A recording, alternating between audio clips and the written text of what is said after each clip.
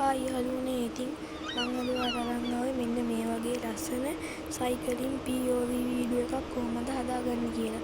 එහෙනම් අපි බලමු කොහොමද මේක හදන්නේ කියලා.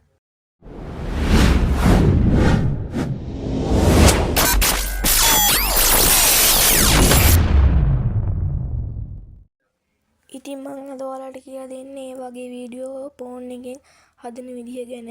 ඉතින් ඔයාලා මුලින්ම කරන්න ඕන ChatGPT වලට ගිහිල්ලා මෙන්න මේ උඩ තියෙන ඉරි කැලි දෙක වගේ එක ටච් කරලා මෙන්න මේ more කියන එක ටච් කරලා apps වලට ගිහිල්ලා මෙන්න මේ උඩ තියෙන GPTs කියන එක ටච් කරන්න.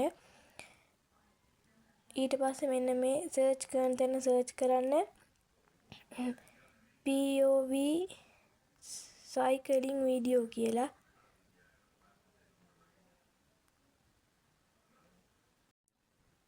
හරි යාළුවනේ ඊට පස්සේ මෙන්න මේ cycling POV generator කියන එකට ටච් කරන්න. හරි යාළුවනේ ඊට පස්සේ මෙන්න මේ යට තියෙන start chat කියන එක දෙන්න. ඊට පස්සේ මෙන්න මේ search කරන තැන ටච් කරන්න start කියලා.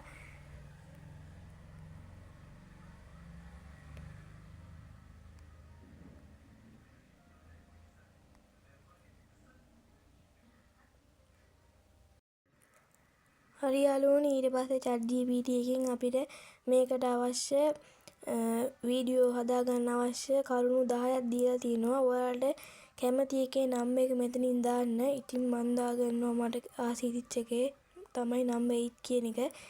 ඊට පස්සේ එයා අපිට image prompt එකයි video prompt එකයි දෙකම දෙනවා.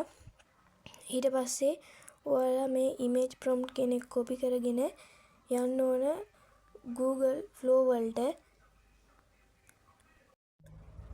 මෙන්න මේ Google Apps කියන Google Flow වලට ගිහිල්ලා ඔයාලට මෙන්න මුලින්ම account එකක් create කරන්න වෙනවා. email එකක් දීලා account එකක් හදාගන්න පුළුවන්.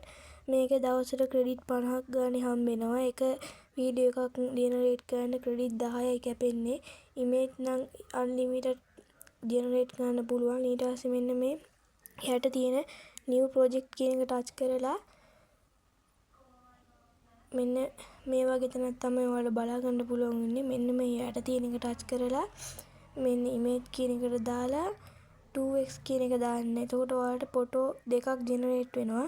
ඊට පස්සේ අර copy කරගත් image එක මෙතනට paste කරලා මෙන්න දෙන්න. ඊට පස්සේ වීඩියෝ එක හැදෙනවා. අපි එහෙනම් බලමු හැදුනම කොහොමද කියලා.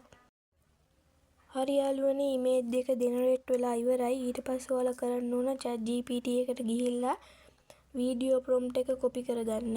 ඊට පස්සේ ආයෙ flow එකට ඇවිල්ලා මෙන්න මේ plus mark එක උඩ touch කරලා ඔයාලගේ කැමති image එක මෙතනින් දීලා මෙන්න මේ යට touch කරලා video කියන එකට දාලා 1x කියන එකට දාන්න. ඊට පස්සේ ඔයාලගේ අර copy කරගත්ත video prompt එක මෙතනට දීලා මේක ඊතලේ වගේ කොබන්න.